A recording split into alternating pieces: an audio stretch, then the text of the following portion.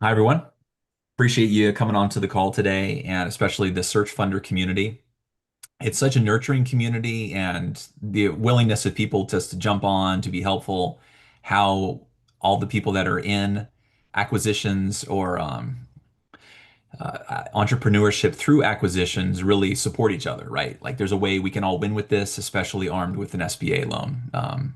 And so my idea as someone that is going through it with you as a searcher is to share a little bit of the tax strategies that I see. My day job is doing pensions and tax work for a lot of the nonprofits and medical groups here in the San Diego area, Los Angeles and Orange County. So I thought we would just talk a little bit about what we're all doing. We already had someone come on the call, AJ, that has already had an LOI locked in. And for many people, I would say most people, you're at a point where you identify the type of business that you want to acquire. You have been working in that field for a number of years, and you're like, I can do this on my own, especially if I'm armed with a business that's been there for a while, and I can really sink my teeth into the technical aspects of it. But something that you may not consider is while you're trying to build and operationalize efficiency, you should really also be looking at the tax angle too. So we're going to try to do that here today. I'm here with May, who's working with me this summer and is really knowledgeable about helping business owners look at their business from a third person perspective and think what's working here, what could potentially be more efficient, what processes could I disintermediate to make my life easier. And with that, I think maybe we'll just jump right in. Thank you, Robert. Here's a quick rundown of today's session. So we'll kick off with a fast welcome of who we are and why this matters if you're running a search. Then into the main content of why buying a business usually beats starting one, plus the typical path a search funder takes. Next, we're going to go over 3 real case studies from Acquiring Minds, which is a podcast. And then it's about actual searchers and actual numbers. So you can see how this plays out in the real world. And then there'll be about 40 minutes of open Q&A, and that's really the main event. So bring all your questions, whatever's on your mind about your search or your business. So let's start with the question most of you have probably already wrestled with in your own way. Why is buying a business instead of starting one from scratch more successful? So, through data and research papers, we've seen buying a company tends to be the more successful path. There are a few reasons for that.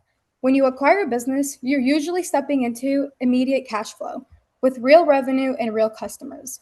You're also working with profitable financials, where lenders can underwrite 3 or more years of actual tax returns rather than a startup with no track record.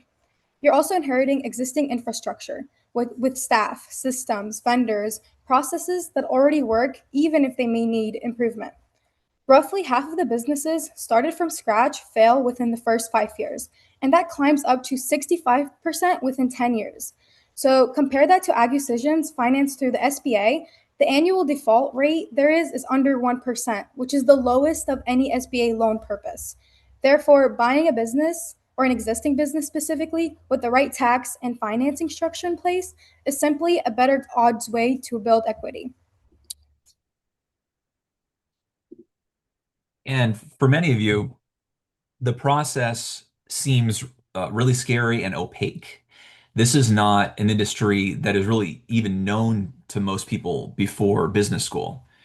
And once you get a flavor of it, and once you see that for investors, it may be one of the last free lunches, and that for searchers, they do quite well getting 15 to 20% of the business after raising the money, or continuing to do roll-ups to have a holdco, that it becomes immediately apparent this is an attractive way of, rather than working for someone, taking the reins of your own career from the jump.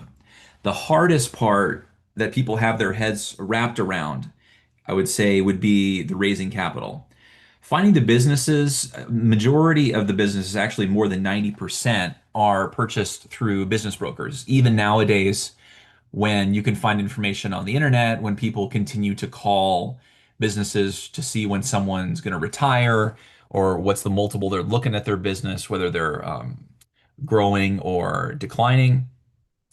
And so, in many ways, you have a list of businesses that you might consider that could potentially get you lined up for the SBA 7A financing.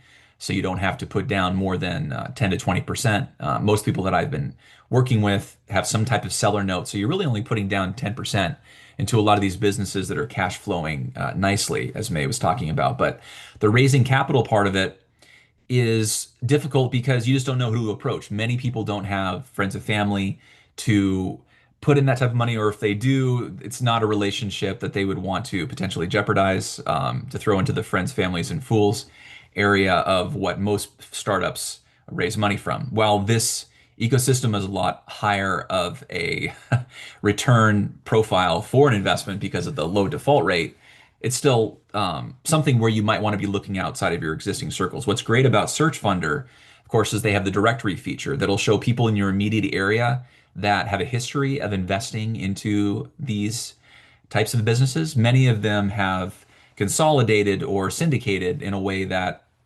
allows them to be like a fund of funds where they're going to throw money into really promising deals and people, which could potentially include you. And the first step to that is understanding who they are and then getting a coffee with them. So, as part of this, we're happy to be a resource at SD.tax to let us know what city you're in and start your search there. Raise your first 100,000 within 100 miles of you. And then if you want to go to the coasts or some bigger markets, they'll find a lot of confidence that you were able to raise at least some money in your immediate area. If you're in Kansas City, you're going to have a lot of great access to businesses with lower multiples. And then other investors, especially institutional investors, would get a lot of confidence from your raising from a few lawyers or doctors out there before you go out and try to raise the rest of the money. And there are people that are on the platform here that are M&A advisors, that are lawyers that are retired that may want to offer their assistance for venture shares in the business or something that's not going to bleed you dry in terms of cash while you're acquiring it, or while you're doing the due diligence, or while you're going through that 2 year J curve of sorts where you're burning money to make sure that you get buttoned up on the best business for you to buy. And potentially, if you're self-funded or if you're really nimble with it, or have investors that decree that, yeah, I'll only put money down when you have a business in sight, then you can be super slick with the resources that are at your disposal with AI to be able to really drill down. Is this a business that just looks good on paper? Or is this something that I could really sink my teeth into and work here for 5 to 10 years before I refinance it on better terms? If it has some real estate component to it that you can have the money run through to get a commercial loan at a lower interest rate and retire the SBA debt, or do what many people do and just sell. And along the way, your primary focus is making friendly with the employees that work there, but also increasing the EBITDA to the extent that you can find vendors that may be more aggressively willing to work with you and giving you better terms. Certainly reducing the taxes or thinking through at every stage, how can you best sell the business and immediately get the, let's say, tax deduction or depreciation from the equipment as opposed to using stock, or thinking what are ways that I could sell this that if I do have a big tax bill that I don't want to roll over into a bunch of the types of vehicles that we're going to talk about, that I can just immediately write off in the form of depreciation. Because you will, if you have one of these businesses, reach an exit point. It's possible that even if the business doesn't increase any more profitability, that you can sometimes find a buyer, especially if you're doing roll-ups, that will give you a higher multiple. So don't be discouraged if this becomes a lifestyle business of sorts and you really can't eke out as much, or there's a competitor that comes in that doesn't let you take any more of the pie that you originally had hoped for. So there's a lot of ways to win in this space, especially if you're looking for the tax side as well as the efficiency side. So, adding on to that, we put together a few case studies where we've shown different people or searchers specifically who went out there and acquired a business and got some success out of it. So, this one specifically is on Sandy Page and his business called Explora Biolabs. So, Sandy wasn't your typical searcher. He raised his fund at 48 years old, and it took him close to 9 months of fundraising with a lot of investors only willing to commit half units. But once he closed, things started moving fast. He signed his LOI just 7 weeks after closing on his capital. The business he bought is in biotech, where Basically, biotech companies often need special lab space to do research on animals, but building and running that kind of facility yourself is expensive and complicated. So instead of every biotech company building their own, this company basically rents out ready-made lab space to them on demand whenever they need it. So this company originally started with 2.5 million in EBITDA back in 2017. There was hyper growth ever since, over 40% year over year for 4 straight years. And he ended up selling the business for $295 million to the biggest player in that industry, also known as Charles River Laboratories. So instead of using his own money to build new labs, he got landlords to pay for it. And he only signed a deal if enough space was already promised to customers first. That smart, careful plan let the business grow so fast without taking big risks. And that's how the company profits grew huge in under 4 years. The next case study is on it's a company called Abound Health by Jenna Wingham and her brother Dennis. So in 2018, their siblings and they were fresh out of business school. They teamed up to buy a company. They found Abound Health, which is a Medicaid-funded home care business doing $10 million in EBITDA, and closed the deal for about $85 million right in the middle of COVID. Then came hypergrowth. Revenue went from 60 million to 375 million in just 5 years, mostly through acquisitions, all funded with cash flow and debt, no extra equity needed. Today, they're sitting on $75 million in EBITDA and eyeing a possible 750 million to 900 million exit. And through it all, their investors never once put profit ahead of patient care, which is exactly why picking the right investor matters so much. And we're actually going to do another webinar focusing specifically on choosing the right investor, because this just goes on to show that their investors put their trust in them, which led to their success. And the next case study is on Dan Hard Co. And this one's a bit different. It's kind of a smaller deal, but honestly, one of the best structured acquisitions I've come across so far. And this is David Graff, and his company is called Dan Hard. So David's background was he was actually a chemical engineer from Texas, and he had known about search funds since 2020, but wrote the whole idea off because he didn't want to quit his job and go get an MBA until he finds out in 2023 that there's actually self-funded searches. So he kept his full-time job the entire time he was searching, and it was actually a huge advantage, of course. There was no financial pressure, no rush decisions, of course. And he ends up making 2 offers that end up falling through. But in April 2024, he finds Dan Hard. And it's basically a light manufacturer in Dallas. It was founded in 1963. The company helps build HVAC systems for ambulances, fire trucks, armored cars, and it's a small business, about 750K in EBITDA. The seller was 96 years old, which is great. I always think the ones specifically buying a company from a retired person always works really good. And he wanted to sell the real estate along with the business, where there was no seller note, no escrow, which was actually kind of an unusual demand. But and the total ask was 5.3 million for the business plus the real estate. But David didn't want to own the real estate, so instead he found like a landlord or a commercial real estate investor, and then basically wholesaled the property for 3.3 million before he even closed. That knocked the business purchase price down all the way to $2 million. So 19 months in, the EBITDA is up 58%, now sitting at $1.2 million. The business had 220 days of inventory sitting around, which is a lot, but he managed to get that down to 150 days, which basically means he pulled cash straight out off the shelves and out to the business. And since that's working capital coming back, not income, it's actually tax free.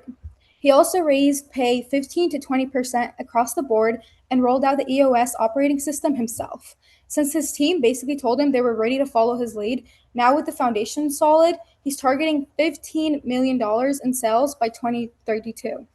And he says that they're already ahead of the pace. So the real lesson here is about buying right. He picked up a 750K EBITDA business for under 3 times earnings by solving the real estate problem itself. And then he spent a year and a half fixing the fundamentals before even touching the growth.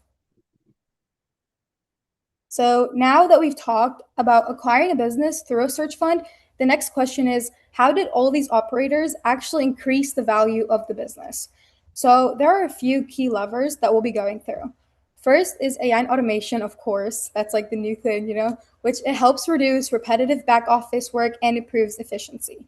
Next is creating better processes. making sure that the business isn't relying on just one person's knowledge, but on systems that anyone can follow. For example, the 96-year-old guy that was retiring, he had probably so many systems that he had known that many people were not as efficient in. So he made sure the guy Dan that ended up, or what was his name? David ended up um, acquiring the business and then hiring the right people instead that were efficient in that knowledge to run the business. So next is creating better processes, making sure that the business isn't well, we already said that. Operators can also look for ways to make the business run more efficiently. That could mean adjusting pricing or improving staffing or just finding better deals with vendors to cut unnecessary costs. If there's a problem outside of their expertise, they'll bring in consultants who specialize in that area, which is what David did. The ultimate goal is margin expansion, where we turn revenue costs or growth into cost savings into higher profits. On the right on the right side of the slide, you can see how this impacts the value chain. We start with revenue, then we manage expenses, which helps improve EBITDA. Since many businesses are valued as a multiple of EBITDA, even small operational improvements can significantly increase the company's overall valuation. And that ultimately is what you're trying to do here. You want to figure out a way to make these businesses more attractive to the ultimate buyers, or certainly the bank that will be refinancing it or giving you some type of exit financing. So people get overly complicated, or they think through all these additional steps, but you have these core steps that are going to define what your life is for the next likely 5 years. You're buying it, you're making it more profitable. And along the way, there are sharp ways to do that from a tax perspective. Most people think when it comes to research and development that the big winners there are biopharma and people that are trying to save lives. And that is a definite big part of it. That's kind of the bread and butter of what I do for the nonprofit groups or biomedical groups that are trying to cure cancer. We have a few in San Diego that are doing a lot of great work with liquid biopsies there. But you, as a searcher, can also benefit from that. Like, imagine that you purchased a financial services business and you're looking for a more efficient way of, let's say, catching coverage on gold or silver. And that includes paying your employees to do research into how to create an automated bot, to open positions when a particular market event happens, or any sort of thing that generates or is an iterative improvement in the business's ability to compete or drive revenue. That's something that could be considered R&D activities. Really, in just about every industry, whether you're in healthcare, engineering, specialty contracting, as low tech as it gets, if you have hours that you're dedicating, your employees are dedicating specifically to increase the efficiency of your business and are in some capacity able to point to a computer or a digital tool that you're using to get there, there's likely a justification that we can wrap around saying that these are specifically R&D activities. So the IRS likes to incentivize that because, as many of you know, every dollar that's put into research and development produces quite a bit of profit. Um, that's one of the reasons why the National Institute of Health doles out as much in grants as they do, because they know that the IRS is going to be able to get it back in profitability from worldwide profits and all this innovation that drives growth. So take advantage of that because that can shield a good amount of taxes. Certainly retirement planning. Many people don't consider this from the jump, but you have to consider that, let's say you're buying an HVAC company for 3 to 5 times EBITDA. You're going to be able to pay your SBA loan handsomely. And then in many cases, there's enough there that you can pay yourself the salary of the difference, right? So you're going to be making, in many cases, people are fresh out of business school, 6 figures, that many of them just bite the bullet, especially in California and New York, and pay taxes when there's really good ways to be able to not have to pay those taxes, but still put that under your control. So, cash balance, defined benefit plans for you as a solo searcher or for your entire business. If you have your entire business covered and you make it available to all your employees and they constitute more of the contributions into the plan than you do, then we can wrap in pension benefit guarantee corporation insurance that would allow a government wrapper to be able to ensure what you and your employees are getting on the back end as part of your retirement. And then along the way, there's all sorts of things that you can do that's cool, like 10% of the pension can go into real estate owned by the business.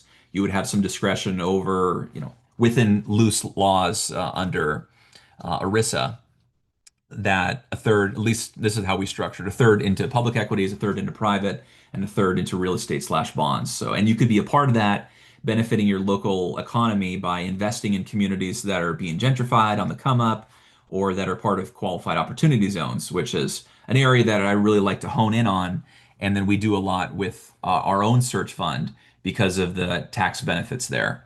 And the biggest tax benefit is under the Big Beautiful Bill 2.0 that kicks in on the first of the year, is that if you put a capital gain or gain into a qualified opportunity zone fund, like ours in the way that we structure it, that and hold it for 10 years, then all of the fund's proceeds are federal income tax free. You'll get a step up in basis. And in many cases, you can delay, certainly if you do it on day one, a 5 year period when you can defer those capital gains. So if you're not wanting to get a big tax bill, you don't have to by putting into a vehicle like this.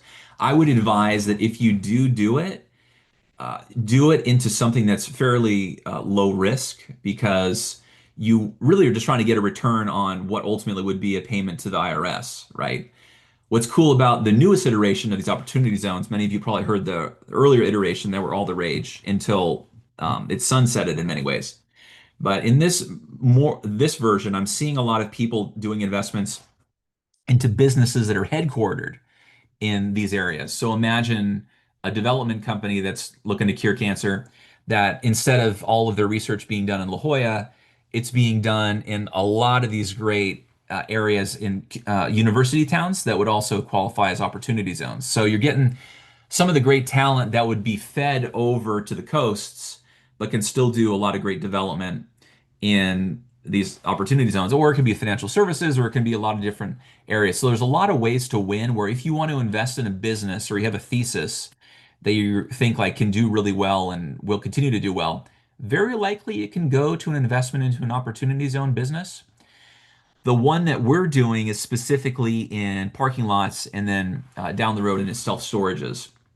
So what I like to tell people is that if you're self-funded, as we are, and I'm using some pension funds from ones that I manage, it doesn't have to be a game of perfect. So here's a lot that we got in Flint that we just chalked on the lines. We called businesses within 5 miles to see if they wanted to rent out some space for their corporate fleets or they had some storage yard constraints that we could potentially be helpful with. And as you can see, it's not perfect, like fresh out of the gate. The idea is let's increase the value of the business before we have a bunch of capital expenditures into it. You can see on the bottom here is where it's going to be when we finish paving it by the end of the year. But when it comes to businesses you're forming relationships with, it doesn't have to be the perfect product, right? And certainly from the perspective of investors and the banks, they want a pretty financial picture before it's perfect. And many people in venture will raise money to have a perfect product to give to a client, but the better way to do is to have the client that'll finance the perfect product for them. So this is an example of we have the clients, we're serving their needs, and we're using the profits to help the surface lot improve and do those capital improvements that we can amortize, that we can count towards the investment that needs to be done into a property in an opportunity zone, specifically a real estate focused one, to be able to have it cross the threshold. Like they want developers like us to buy property with the express purpose of not sitting on it, but to develop it and to rejuvenate the regional economy, which initiatives like this have. And we've hired a bunch of people to help us with this in a bunch of different areas. So whatever you're trying to do, look for ways that you can be nimble and start small. I would encourage many people that if they're trying to a traditional fund and you're trying to raise money and having difficulty with people envisioning you, let's say running a mail center, there's ways that you could run and or purchase a very small mail center and then say all the ideas that I iterated with and the processes have played successfully here. So they're likely to also carry over at scale rather than I worked in a mail room and I really want to be my own boss. So this has worked well for us, showing the learnings from here. Investors feel like the mistakes that we've learned along the way have been with our own money rather than theirs, and they see it as a lower risk. So when you're going through this search process, as many of you have, and you're either at the LOI stage, or you identified a type of business, or you're still looking through business listings, or you're either earlier on where you're trying to raise money, you're asking yourself when you're looking at this business, can I help the way that the things have been doing in some way? If it's an e-commerce business, can I learn Google ads or Facebook ads? Can I help with how targeted their advertising is? Am I willing to do market studies? And how serious am I about growing the revenue? Because when you grow the revenue and you're moving the profit through the property, as we are with these self-storages and parking lots, like you're going to be able to get 10 times your EBITDA. So it's in your best interest to make $1 of profit because you'll be able to control 10 on the back end. And then now, as May so eloquently uh, talked about, to what extent can technology rewrite the rules on what was traditionally possible, even in these low tech areas? So that doesn't necessarily mean having people be replaced by AI bots over the phone. Like you still want to maintain these relationships and not go overboard. But to what extent can one person manage an order flow or use the existing tools to do a lot more in their job without being stressed or being able to push things off to AI experts that could help them with a lot of the automation and take them away from the drudgery for more high level work. And then I would encourage you, especially if you're in the stage where you're ready to buy the business, think about what your life plan is, right? Like if you're going to sell this business for 10 million and then return 8 to your investors and you have 2, what's that going to look like on your own tax roll? Like, are you going to be able to continue to take a profit as you are doing an earnout from an acquisition? Are you going to be able to put some of that money into a structure for either your own pension for your family's retirement or into a qualified opportunity zone to save on some taxes with that? Like, how do you approach this money? Because many people that I talk to, they burn themselves out over the 5 years of doing this and they want to take a year vacation. So you can do that, but just make sure that the money that you have is into some investments that would allow you to do that without touching the principal.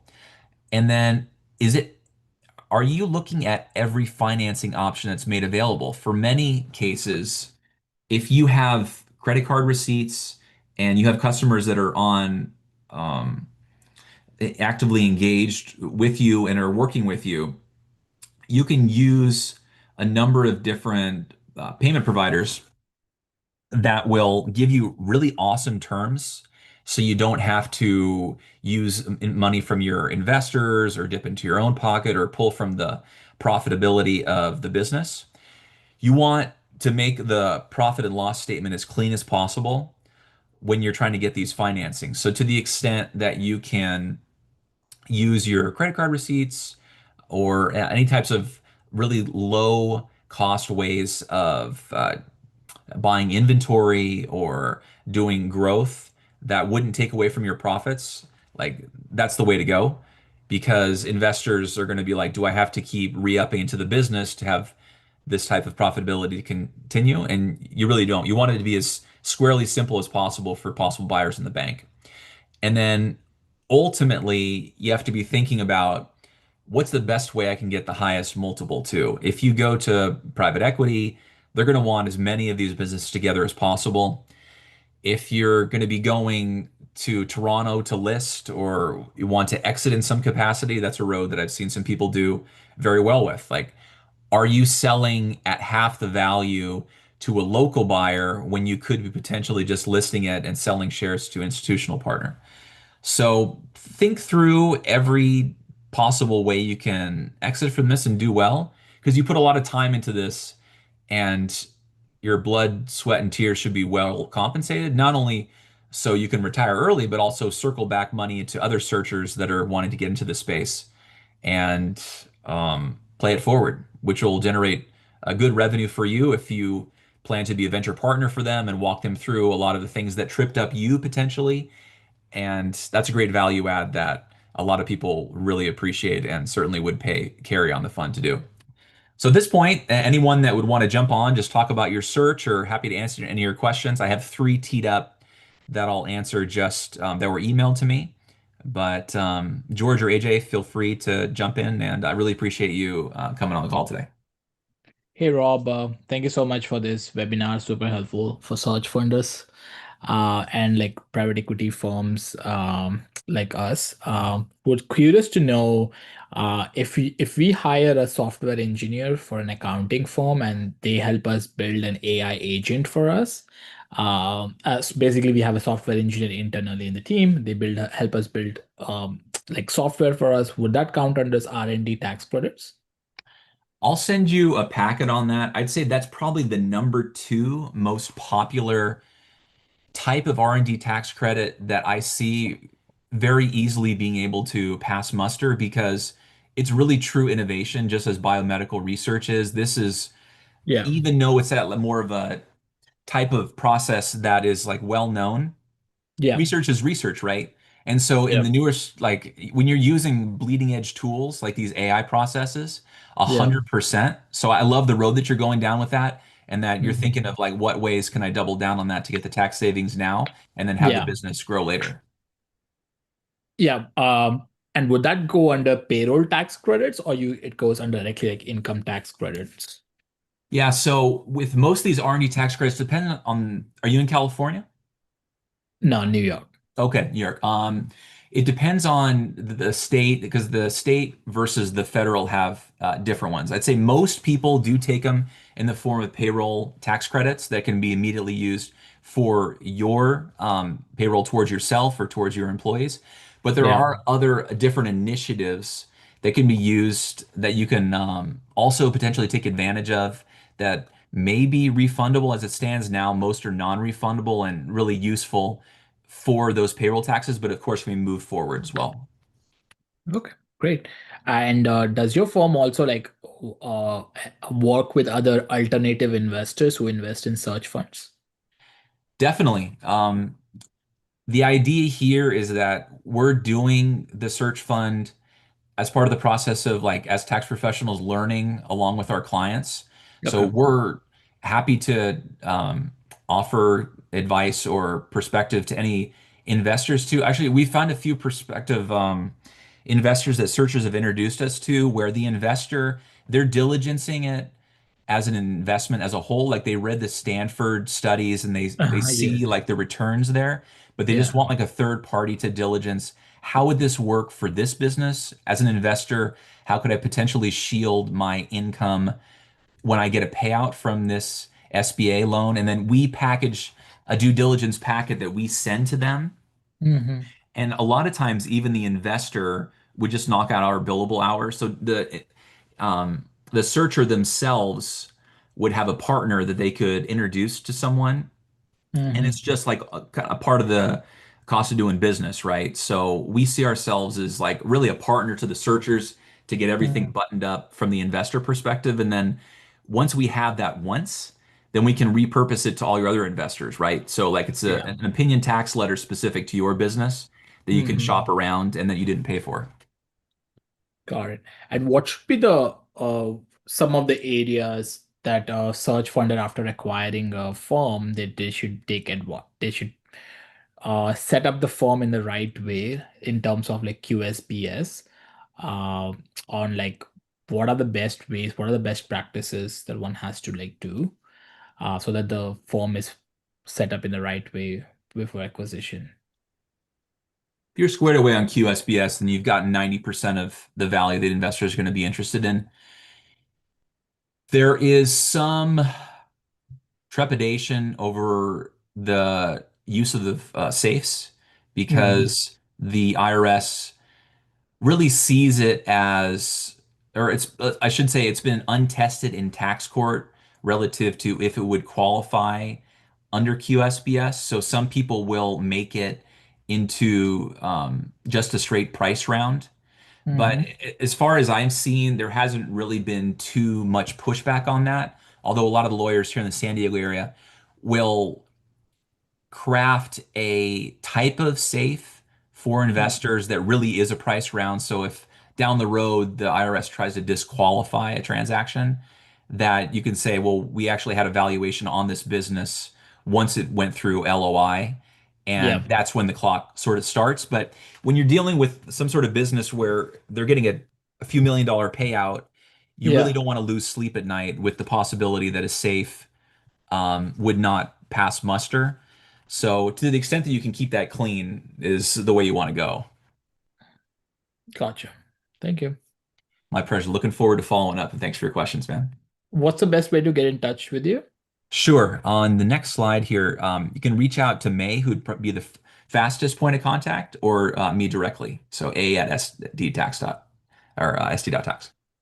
Got it. Thank you so much. My pleasure.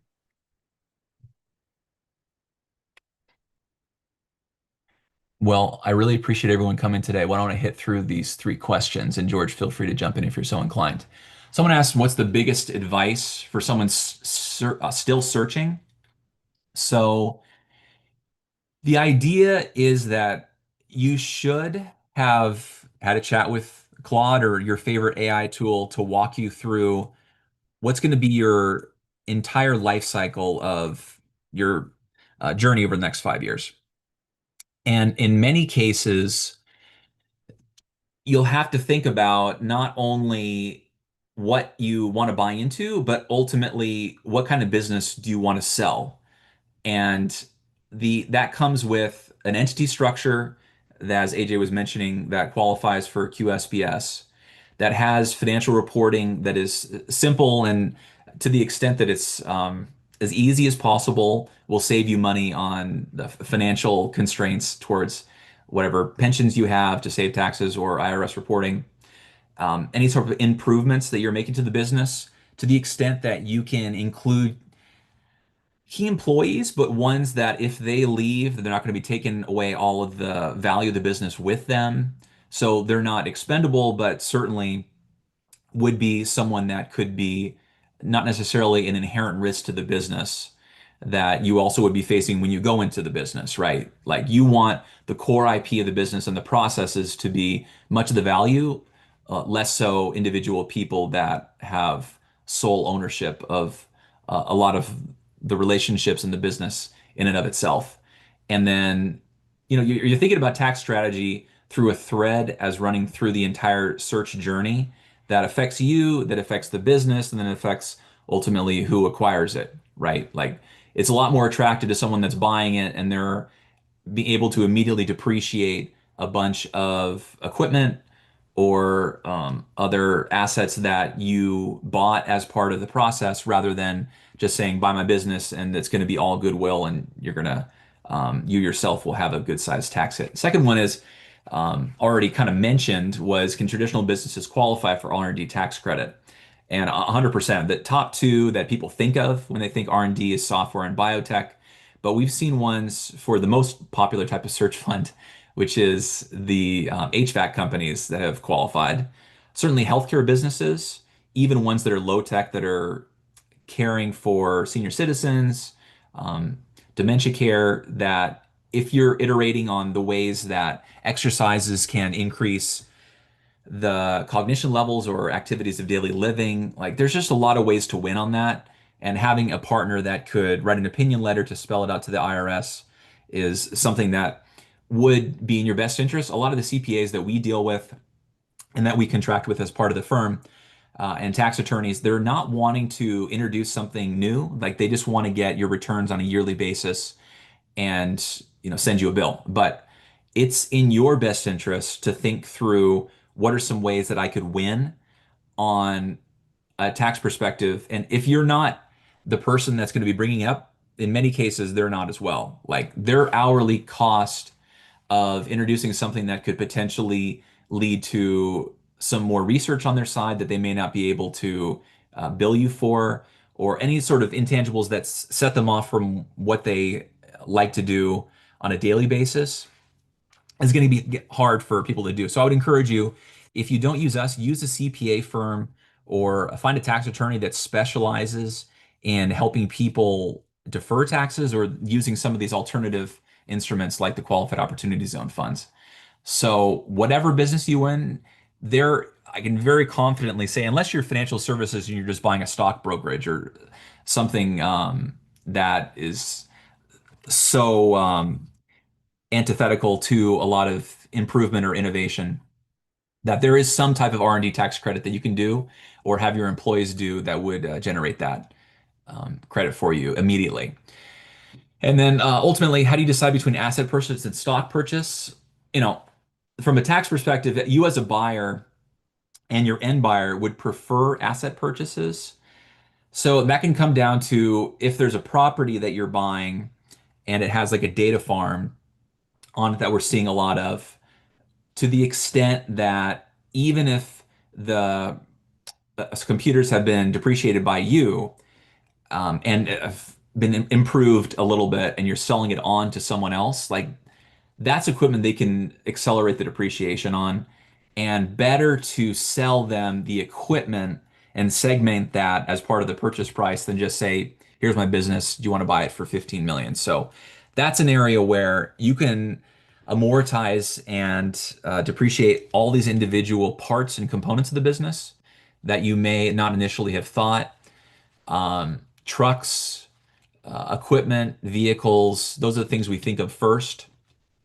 That's why, yeah, HVAC companies or plumbing companies and non-traditional or traditional businesses that are in that space are just great acquisitions all around. Because as you increase the fleet, change the branding if you buy it, then you can immediately see a tax deduction there. So the optimal structure is really the one that maximizes the efficiency for both parties, but you may get a buyer, and certainly the bank is one where they just don't really care, so you want to optimize to the best that you can for yourself. Really appreciate everyone coming on the call today. We'll have one or a webinar in a week, as May was mentioning, for search fund investors, where you can think through how can you best invest in your friends, family, members of the community that you know have a good head on their shoulders, that they're buying a business that the SBA says is 99% likely of paying back at least a good amount of the loan, and in so doing, will also pay you back handsomely. So many of the same vehicles that benefit you as a searcher, you can also keep with you when you become an investor on being the other side of this transaction. So feel free to check us out, sd.tax. And if you're in the nonprofit or life science space, delmar.org. We really appreciate you coming today, and feel free to connect with me or May directly. Thanks, guys. Appreciate it.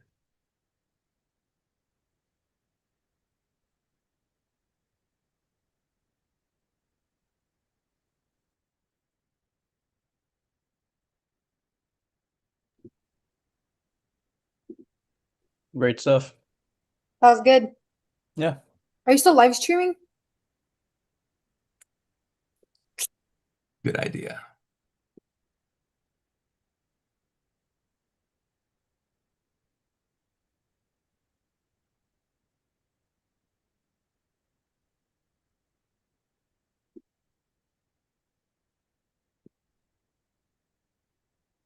No, it ended when we stopped the. Let's see now.